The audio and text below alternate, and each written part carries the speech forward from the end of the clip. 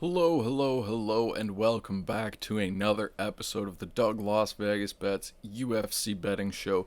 This week we're back in the Apex for UFC Vegas 114, headlined by veteran former interim title challenger Josh Emmett taking on top prospect Kevin Vallejos.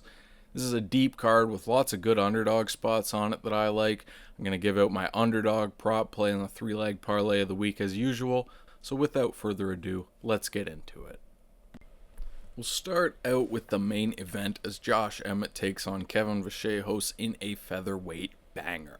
Now, Josh Emmett is one of the hardest hitters of all time. We've seen the signature overhand, right? Take out guys like Bryce Mitchell and Michael Johnson, adding to his insane highlight reel. We've seen him go to war with guys like Shane Burgos, and we've seen him recently taking on up-and-coming contenders like Lerone Murphy and Youssef Zalal. Although his age is starting to become a factor, he's definitely slowed down. The durability is starting to become a concern, although he still, I would say, has a great chin, as we saw him go to decision with Ilia Topuria just a few years ago. His grappling, he did get submitted early by Youssef Zalal last time out. I think he kind of surprised him jumping to the ground that quickly there. And we saw him submitted by Yair Rodriguez as well, so perhaps his grappling is not the greatest, although he does have a solid wrestling base coming from Team Alpha Male. On the other side, Kevin Vallejos, he's young, he's just 24, 3-0 in the UFC, couple knockouts in the decision over Danny Silva. It's coming off that nice highlight spinning forearm, elbow, back fist, whatever you want to call it, against Giga, where he got him down and then elbowed him out of there. He's been really impressive so far. He's got a patient, composed, technical boxing style. He's very defensively responsible. He's shown he can mix in the grappling. Not necessarily looking to, but he did mix it in against Giga when Giga started having some good success with the body kicks. So it wouldn't shock me to see him mix it in here. Keeps a good pace. He's durable. We saw him survive early rounds with John Silva on his first contender series fight, So we know he's durable. We know he can keep a pace. I have no concern about him going 5 rounds. I have no concerns about his grappling. I think this is a complete prospect who really is just a matter of gaining experience away from becoming a top contender, if not future champion. So with that, I'm going to pick Vallejos here. I am going to pick him by decision, even though it's a 5-rounder. I still trust Emmett's durability at 41. We've seen him go out there with a lot of these young guys and go to decision. Lerone Murphy took him to decision. Ilia Topuria took him to decision. So unless Vallejos goes out with a grappling-heavy approach, I think it's going to be a striking match. I think Vallejos is the more defensively responsible, higher output, more accurate fighter. So I expect him to win the rounds pretty comfortably, keep up a good pace, and avoid the big overhand. So give me Vallejos by decision. At over plus 200, that's going to be my prop play of the week. I really think that when the competition level goes up, the decision level rises. Josh Emmett's durability is still good enough at this age that I'm willing to trust it and say Vallejos goes 5 rounds for the first time in his career. On to the co-main, we see a pair of strawweights looking to push their way into the title conversation as former title challenger Amanda Lemos takes on rising Canadian grappler Gillian the Savage Robertson. So we'll start with Lemos. Power puncher, former title challenger. We've seen how dangerous she can be with big front kicks. Knocked down, basically finished Mackenzie Dern and just didn't actually get the finish. It was a bizarre sequence where it looked like Dern kind of gave up. Finished Marina Rodriguez, was the first to do that. Has the finish over Montserrat Rendon. We've seen the power land time and time again. The problem has been the grappling. We saw Weili Zhang able to take her down repeatedly in their title fight. We saw Tatiana Suarez take her down and grind her out to a decision in her last fight. We saw Virna Jandiroba grab an arm bar against her in their main event matchup. So the grappling has consistently held her back, and at age 38, I don't see her making big strides in that area. Robertson, on the other side, has really come into her own since moving down. She's got this dominant grappling game that she's used to even get ground and pound finishes over Polyana Viana. She dominated Michelle Waterson on the mat, and now she's pushing her way up into these real fights. And this is a good matchup for her. I mean, we've seen her grapple with girls at the top already. We've seen her have a grappling match against Rose Namajunas where she finished her in like a minute. This is a very impressive, legit grappler. So with that, it should be no surprise here that I am taking Gillian Robertson. I think she's going to get a decision because Lemos is pretty sound on the ground. She got submitted by Janjaroba, who is very skilled and technical on the mat. I think she's going to shore up the defense, hold on, and survive to a decision here, but I do think Robertson gets the grappling going enough to not only avoid the finish, but dominate the minutes in this matchup and take a clear decision. On to the feature bout at light heavyweight here. The always exciting Ion Cutelaba takes on rising prospect, I'll call him, Oumar Sy. I'm a little hesitant because he's 30 years old and he's now, he's had that come in bout with Alonzo Menafield and whatnot. But we'll get to him in a sec. We'll start with the always exciting, as I said, Ion Cutelaba. This is a can't miss fighter who swings wild overhands. He's always in your face. Not the most durable guy, so you don't know he might get cracked and finished because he's so irresponsible. He's worked on his grappling. He showed that off against Ibo Aslan, finishing him with a submission in the first round. Coming off a close fight with Modestas Bukauskas, which I thought he won. Not really important who won that fight. Could have gone either way. I was impressed with Cutelaba's ability to keep the pressure on and mix in the grappling against a technical striker like Bukauskas. He never lost his composure, never wavered from the game plan. On the other side, Oumar Sy coming in from France. I called him a prospect, and I'm hesitant to do so because he is 30 years old, 12-1. He's got decent UFC experience now coming off the win over Brenson Ribeiro. We did see him kind of freeze up in his first shot at a ranking against Alonzo Menafield.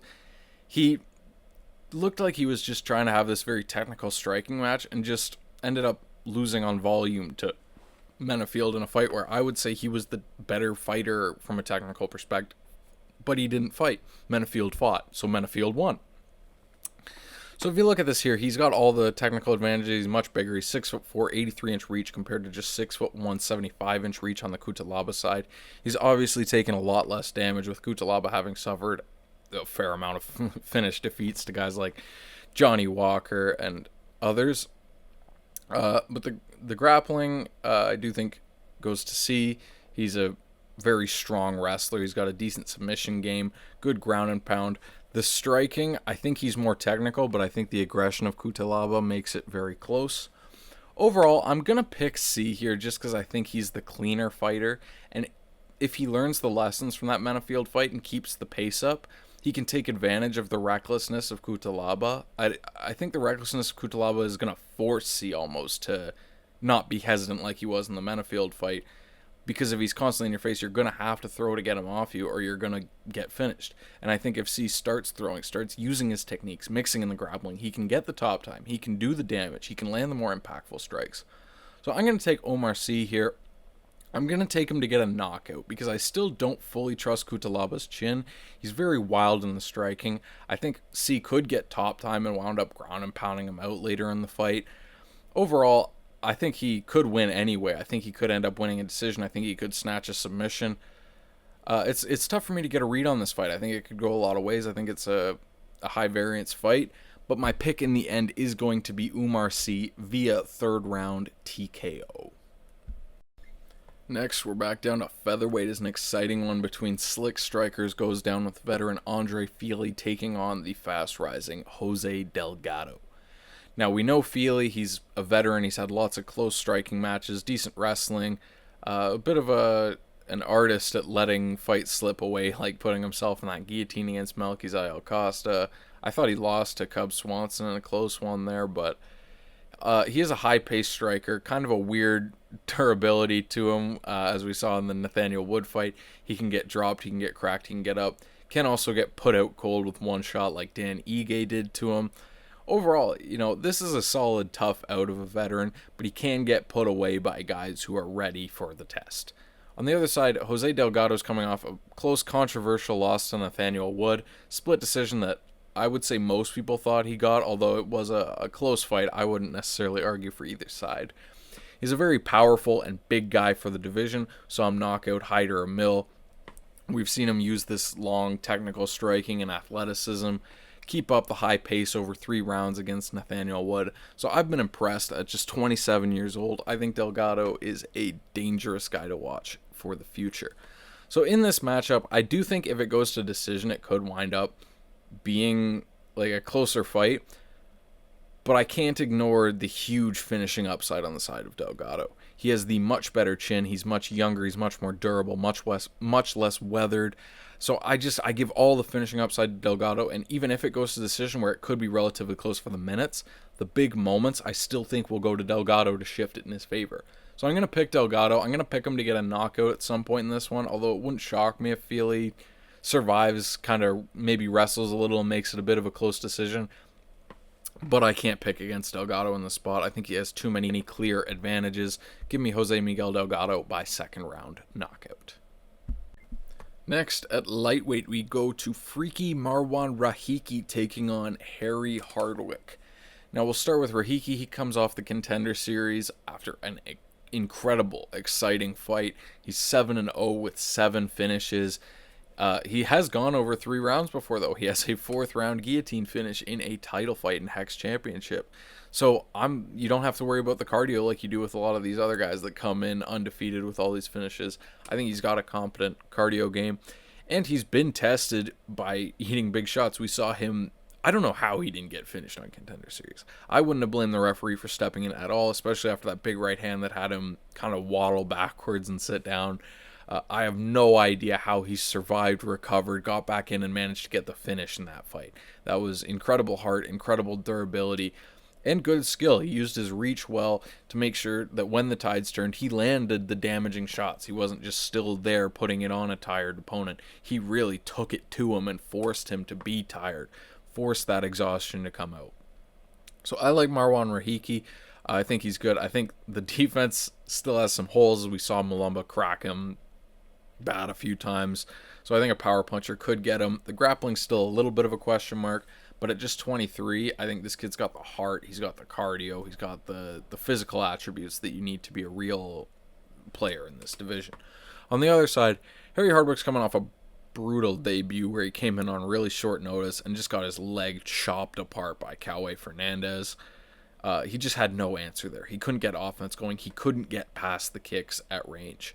In the past, in Cage Warriors and stuff, he's also had slow starts but managed to recover, come back, and put the pace on more tired opponents. Other than that, I don't know that his offense is the strongest. He's got a decent ground game, a decent submission game, but not the strongest wrestler. He's not going to go out there and blast double a guy and, chain into a nice submission. I think he kind of relies on his opponent slowing down and finding his opportunities. And that's why I'm going to pick Marwan Rahiki here. I don't think Hardwick has the punching power to pose the kind of threat that Mulumba posed early and hurt him. And I do think Rahiki has the length to give Hardwick trouble at range. And I don't think he's going to slow down and give Hardwick opportunities to get back in this fight. So I'm going to pick Marwan Rahiki here. I'm going to pick him by decision for the first time in his career, just because I think Hardwick's a bit of a tougher out than we saw. We saw him get his leg chopped apart, but those were some nasty leg kicks, and he had no time to prepare. He is a decently durable guy, so I think he can take some big shots, survive some sketchy moments here against Rahiki, but I do think Rahiki uses his length, power, athleticism, activity to overwhelm Hardwick and get the win here. With that, I am considering making Rahiki a piece of the parlay this week. It's not finalized. I still have a bit more that I want to firm up with some of these big favorites on the card. But right now I am eyeing Marwan Rahiki as a leg in the parlay of the week. Next, we got a fun one at heavyweight as we see the ultra-athletic Vitor Petrino, the former light heavyweight, taking on Steven Asplund, who put on a show in his debut and won a lot of fans on the Contender Series. So let's start with Petrino, the number 15 ranked heavyweight. He's 28 years old and came up from light heavyweight, and he is an athletic specimen.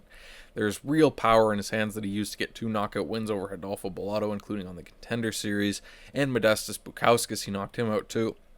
He's got a ground game that he's evolved to be able to get submissions. He's really evolved his ground game over his time in the UFC. We saw early on he got caught in that guillotine by Anthony Smith, kind of an infamous moment that made a lot of people will always have a lot of people questioning Petrino. But I think that's kind of a lesson in, you can't just go out and grapple these guys anytime you want. You can't force grappling if you're not the highest of high level like he tried to. So now I think he's improved there. On the other side, Asplund is a volume puncher. The guy keeps up a high rate. Right now, he has a ridiculous almost 20 significant strikes landed per minute in the UFC because of his one performance, which was record-setting through 2 rounds. He put it on Sean Sheriff in a fun fight. Problem has been the competition level and the level that he himself has shown. It's kind of gone around on Twitter, his infamous loss to Denzel Freeman where he was taken down and submitted. Obviously, we've seen Denzel Freeman seriously struggle in the UFC with his Greco-Roman wrestling not translating, as it often doesn't in MMA, might I add. So I am very concerned about his ground game. I'm very concerned about the competition level striking as well. Got the quick knockout on Contender Series, you never know what that means. And then Sean Sheriff as your debut, well, that's a guy who also gassed out and lost to Junior Tafa in the second round. So, yes, he put on good volume. Yes, I'm confident he can keep up a high pace for however long the fight goes in box. Am I confident that he can take damage? Am I confident that he can go to the ground and compete? No, not whatsoever. So with that, I'm going to take Vitor Petrino. I'm going to take Petrino to get a submission, as we've seen that's a clear hole in Asplund's game from not too long ago. He hasn't had that much experience, that much time to really patch up how bad it looked against Denzel Freeman. So give me Vitor Petrino to go out and get a first round submission in this matchup. From heavyweight all the way down to flyweight here as Charles Johnson takes on Bruno Silva in this matchup.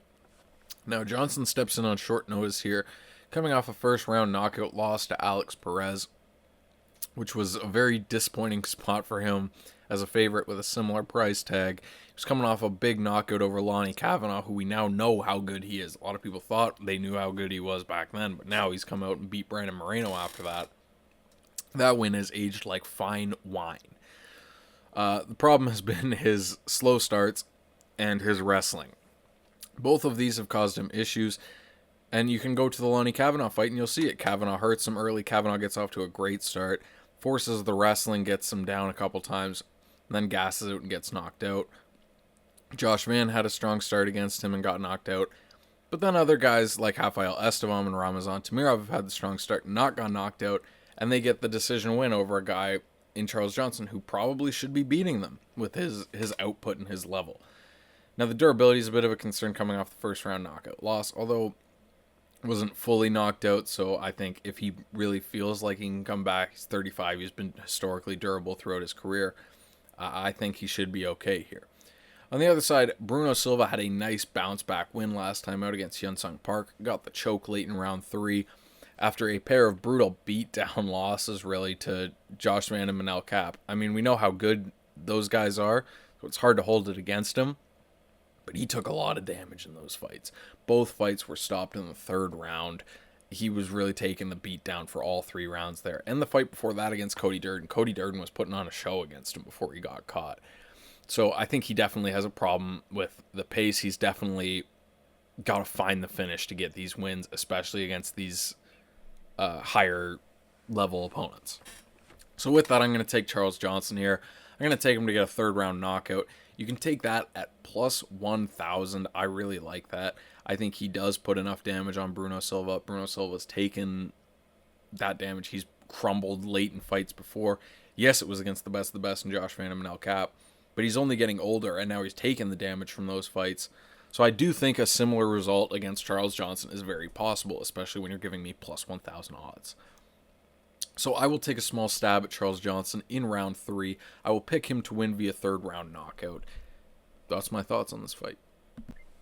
Next, we got a pair of middleweight veterans at 38 years old as Brad Tavares takes on Eryk Anders.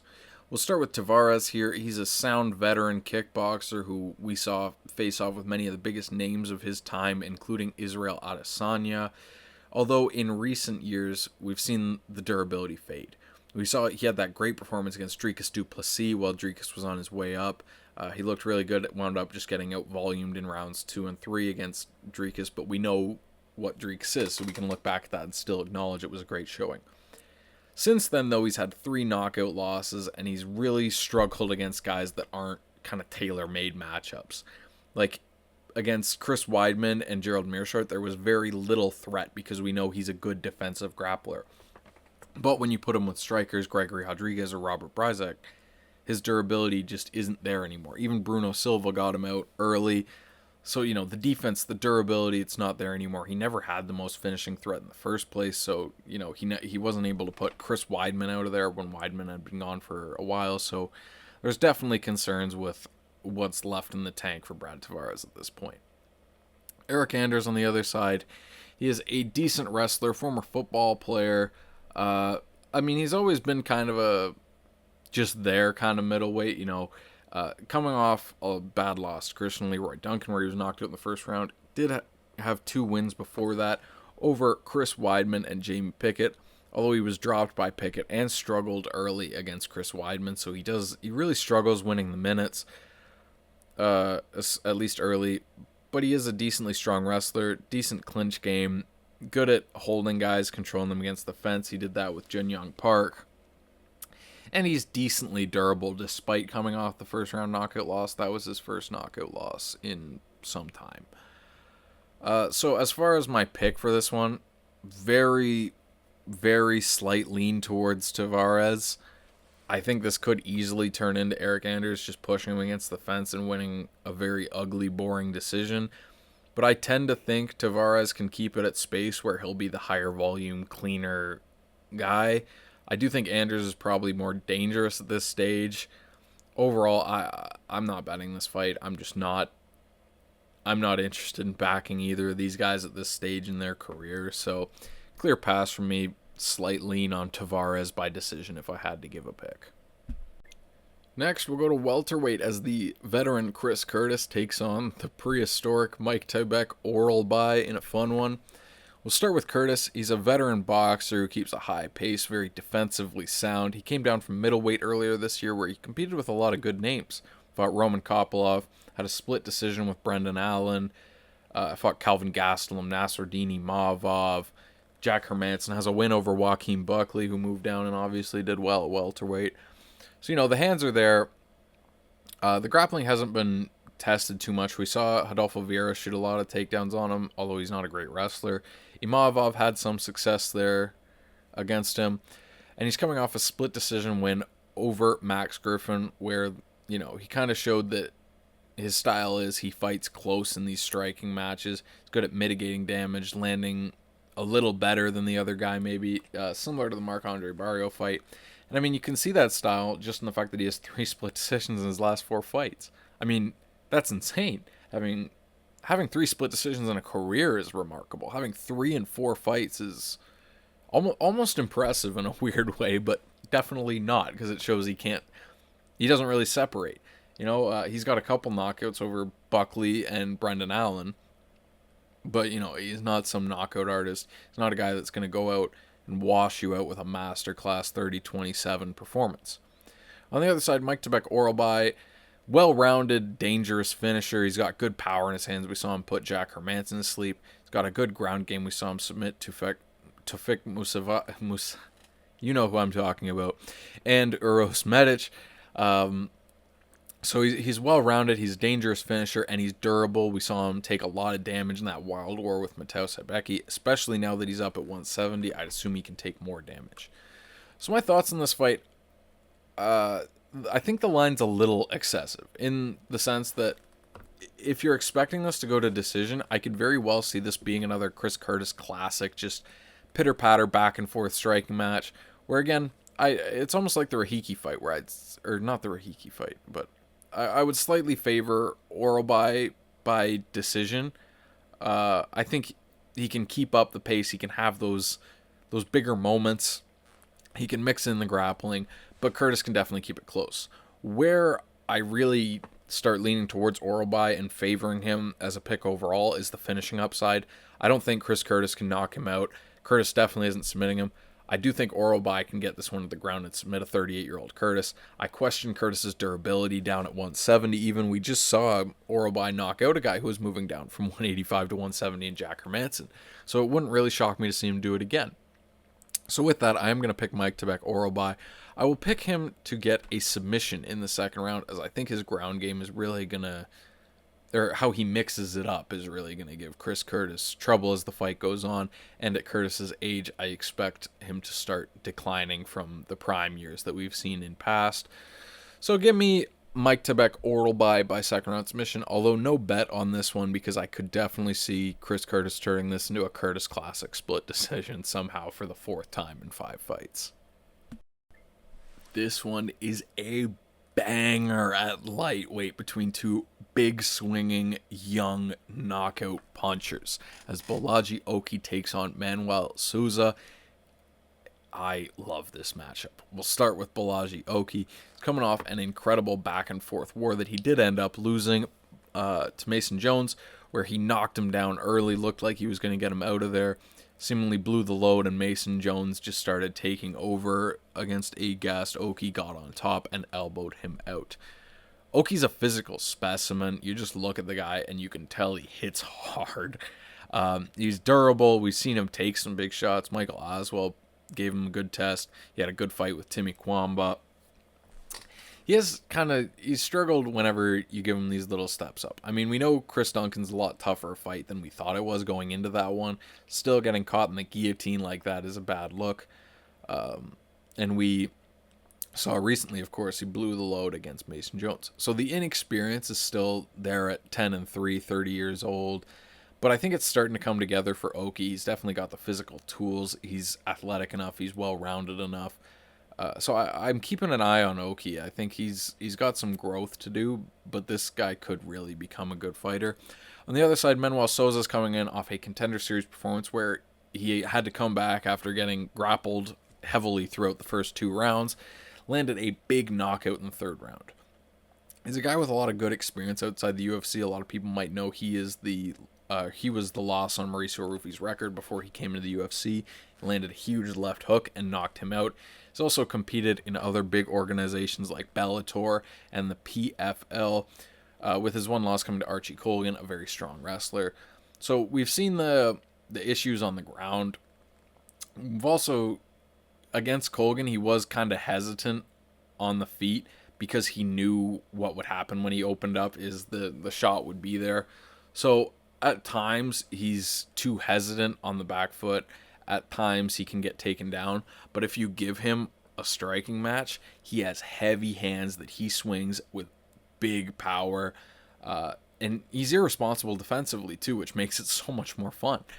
So I think in this matchup, we could see either guy get knocked out easily. I understand why Sousa's the favorite because we've seen Oki lose in the UFC. And Sousa just looks like such a tank. He's got all this experience outside the UFC. But this betting line feels wide to me. So I'm going to take some Oki. He has the UFC experience. They're 2 big swinging power punchers. Oki's going to be learning the lessons from these losses and continue to get better. Well, Sousa hasn't really had much of an opportunity to learn at this level yet. So give me Oki by, I'll say 2nd round knockout. I feel like this fight could go any way. It's just going to be wild when they're in their swing. I do think Oki could even get some top time with the wrestling, which would only really matter if it went to decision or he needs to recover. But I do think that's a factor. So overall, I just think this line's off. I get why Sousa's favored, but if you're going to give me a 2-1 price tag or more on Oki here, I have to take some Oki. I think he's definitely very live in this spot against a guy making his debut with his type of experience. Down to bantamweight as we have another Contender Series fighter making his debut as Hecher Sousa takes on Luan Lacerda. Let's start with Lacerda as he has the UFC experience. He's got 3 UFC bouts. They were losses to Cody Stamann, then Damon Blackshear, and he had a nice bounce-back armbar win over Simon Oliveira in Rio last November. So he's got solid Muay Thai striking, a little stuck in the mud, a little plotty, slow, fires these big telegraph shots sometimes. But it's basic striking. It's good defensively. He struggles with guys who have good movement, like he struggled with the in and out movement of Stamann a lot. But where he shines is on the ground. He's got good reversals, a good submission game. He's dangerous going for things like legs all the time. He is just constantly active out of his guard. He's one of these guys who off the back definitely is not just laying there looking to let you control. Even when he got pounded out by Damon Blackshear, he was still looking to advance the position. He almost was hunting submission too much. He was definitely hunting submission too much. But then we can see that work against a guy like Simon Oliveira, where he's aggressive on top, gets reversed, and finds the armbar from bottom position. So I think he's well-rounded. He's got the the experience to learn from against guys like Blackshear. Losing the debut to a guy like Stamen at the time, I can forgive, and now he's coming off the win, giving him some momentum to work with. Sosa, on the other side, looked really good on Contender Series, came in as a slight underdog against a taller, longer striker, and just stayed in his face the entire fight, pressuring him in the clinch, giving him the constant rabbit shots any time he tried to circle out, taking him down, getting the back, trying to choke him out. It was just an aggressive, in-your-face domination for 3 straight rounds. He's got some solid experience outside the UFC as well, with some good knockouts, submissions. He's shown his cardio is very strong. He's pretty durable. But overall here, I am going to take Lacerda, and it's mostly just a fade on guys coming off the Contender Series against guys with experience. We saw just last week, Adolfo Bellato and DR Nurgajai came in as big underdogs with UFC experience against guys who looked good on the Contender Series, and both of them got the job done. Now, you look at this one, it's a very similar situation. Sosa's coming in with a lot of hype off Contender Series. Lacerda, 1 and 2 in the UFC, kind of struggled. Give me Lacerda here. I think he has the ground game and the striking to compete with Sosa as long as he can handle that forward pressure, kind of mitigate it with either some top time of his own or landing some decent power shots like he did against Damon Blackshear, early at least. So yeah, give me Luan Lacerda to steal a decision in this one. I think it's going to be a close fight. I took Lacerda as the underdog best bet of the week at plus 205. So give me Lacerda. Here we have a matchup of grapplers at bantamweight as Bia Mesquita takes on Monsta Hendon. Now we'll start with Mesquita. She is a very credentialed BJJ grappler, and the submission game has thus far translated. She's coming off a UFC debut win where she got a second round rear naked choke against Irina Alexieva. And I thought that was good to see that she didn't just walk through and get the first round submission, because we have seen other fighters come over from BJJ and really struggle with the cardio. We saw it with Marcus Buchecha against Martin Budai. We saw it with Adolfo Vieira against Anthony Hernandez, even if we know what Hernandez is now. Both those guys came over from jiu-jitsu and really struggled with the cardio, the transition to MMA. Mesquita seems to have done well with that. She's handled herself well. She went into the second round and comfortably still finished the fight. On the other side, Monsta Hendon is a gritty decision wrestler, kind of. She'll look to cage push, make a fight dirty and close, as she did with both her UFC wins against Tamiras Vidal and Alice Pereira, both of which were split decisions. Not much of a striking threat, not much volume, not much submission threat, really. But overall, she is pretty strong when forcing fighters into the clinch, so she can hold and steal minutes that way. Overall here, I think Mesquita should be able to handle this one. She is the far more dangerous grappler by a long shot. I think she's the stronger control grappler as well. Just give me Bea Mesquita to find a submission here in the second round again. Next, we go back to bantamweight as the very young Elijah Smith takes on Su Young Yu. Yes, you. We'll start with Elijah Smith here. Like I said, very young. He's just 23 years old, 9-1 record. Shown some strong grappling in the UFC through his 2 fights with Vince Morales and Toshiomi Kazama, where he got the nice slam KO in his last fight. I think this has been good experience for him. I think fighting a guy with good scrambles like Vince Morales, who gave trouble to guys like Raul Rosas Jr., is good experience. He's still definitely evolving his striking, his control and stuff. You can tell he's a work in progress. But I like what I've seen from him at this young age. I still think there's some concerns if he was to fight a really strong wrestler that they would be able to control him, neutralize his wrestling game. And his striking is very raw as well. Su Young Yu on the other side, he's 30. He's coming off a close win over Zhao Long, who just beat Cody Garbrandt.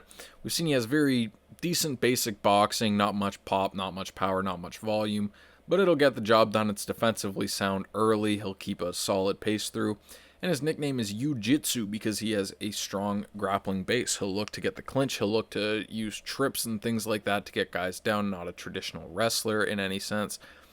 And then he will look to use his submission or ground and pound game, which isn't all that effective. He's not necessarily much of a finisher, but he does have some decent grappling. Overall, I'm going to pick Smith by decision here. I think it could be a close fight. I think you could definitely have some moments here, get some top time, even steal a round. But I think Smith, the youth, the athleticism, I think he's the more dangerous striker. I think if he takes even a little step forward in striking, he can win those exchanges here. I think he can be the stronger wrestler to get more top time, do more damage on the ground, more effective work. So with that, give me Smith to get a decision in this one. Now, to kick off the card, we have a strawweight rematch between Piera Rodriguez and Sam Hughes from a couple years down the line. So, on the Rodriguez side, she comes in off a couple of nice wins off Josephine Knudsen and Ketlin Sousa, where she showed she's got a pretty well-rounded game. She has decent kickboxing. She can mix in the grappling well. She could be coming off 3 straight wins. Of course, she has the very strange disqualification loss to Ariane Carnelosi. I don't really know what she was thinking there. There's no excuse for that. But she was still comfortably ahead in that fight, which I guess was a good look. Does have the armbar loss to Gillian Robertson, but we discussed how dangerous she is before. Now, on the other side, Sam Hughes was really struggling early in her UFC career. She kind of developed this reputation as someone who comes on too strong, too late. She'll grit it out and survive early and then come back strong. And she managed to do it a few times. She had the nice win over Estela Nunes. She got the finish over Elise Reed. She beat Jacqueline Amarim, which has aged really well. Although she did lose to Yasmin Yawargi, and I still do have concerns about her ability to compete with a fresh top-level opponent. So with that, I am going to pick Piera Rodriguez here. I think she gets it done again. I think the improvements that they've made are both pretty comparable. So I'll take Rodriguez to have more success early, survive late, get a decision win yet again against Sam Hughes. Thank you guys so much for tuning in to another episode of the Doug Las Vegas UFC Betting Show. A recap so far, all I've got are the underdog best bet of the week as Luan Lacerda at plus 200, and I am taking Kevin Vallejos by points at plus 200. Some other spots I had were Charles Johnson around 3 plus 1,000 and Bolaji Oki at plus 225. I like all those. I'm still working on the 3-leg parlay of the week, although I do believe it's going to involve Vitor, Petrino, Marwan, Rahiki, and I'm still trying to work out that last leg, so stay tuned to my Instagram, my Twitter, and my TikTok, all at Doug Las Vegas Bets. You can follow those for when I finalize the parlay of the week, and you get all my other bets there too, so make sure to go follow there. Like the video, subscribe if you enjoyed, comment, let me know what to do better, all that good stuff. Thank you one last time for watching. Enjoy the fights.